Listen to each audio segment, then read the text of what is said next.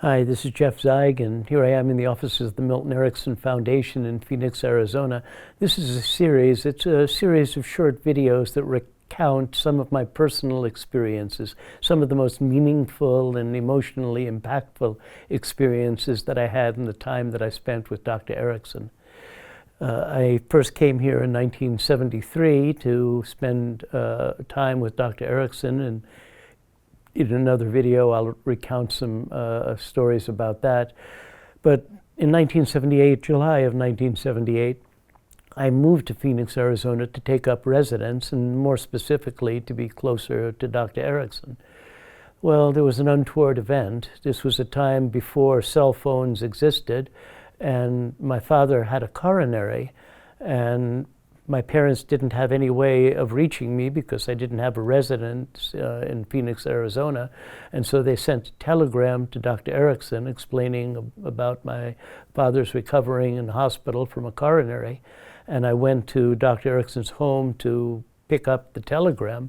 And spontaneously, Dr. Erickson offered me a story, and it was a story about his father. I'll recount it the best that I can. I'm sure that I will not have all of the details perfectly correct. But as I remember, when Dr. Erickson's father was 80, he had a coronary. He woke up in a rural hospital in Wisconsin, and the doctor said, "Mr. Erickson, you've had a serious coronary. You're going to be in the hospital for quite some time." And Albert Erickson, Dr. Erickson's father, said, "Well, I don't have quite some time. I'll be out of here in a week." And a week later, he was out of the hospital.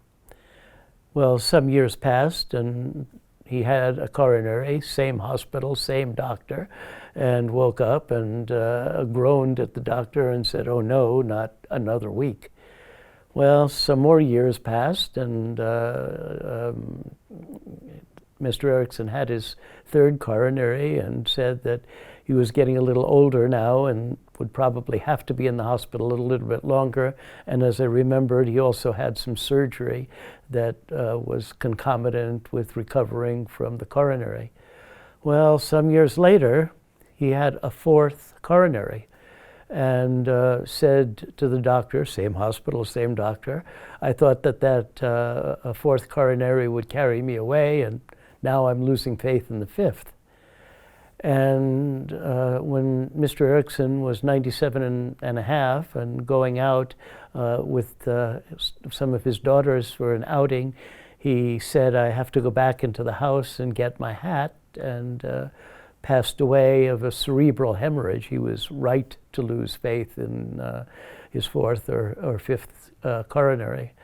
Now, that story was told to me in a implicit fashion. It would be up to me to extract something from that story that would be meaningful in my understanding of how I could cope and deal with the fact that at a relatively young age, my father had a coronary.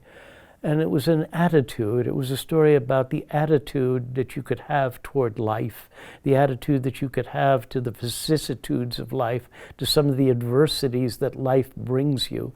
And I could understand that a lot that was important would be my father's attitude and my attitude to my father's illness, and that this was something that, yes, it was serious and something that I would have to monitor and be involved in and take to heart, but also was something that could be viewed as part of the cycle of life. And this was not something that I requested. I didn't ask Dr. Erickson, "Could you please help me to deal with the fact that my father had a coronary?" It was something that he offered. And it was something that was offered in a spirit of awakening realizations in me. And I could try to recount and deconstruct and say what the meaning of that was to me, but anything that I would say in words would really not do justice to the caring that I felt, and him taking his time to recount that story and to present things in a way that gave some shape to how the emotion that I was feeling at the moment, and helped me to place that into context and deal with it more adequately.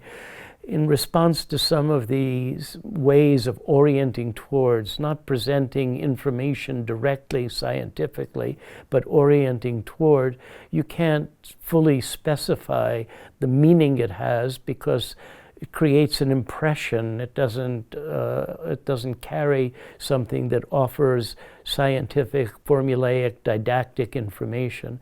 And that was one of the moments that I can look back on and feel quite appreciative of Dr. Erickson. And curiously, my father never did have a second coronary. He took very good care of himself and died in his 80s of other causes.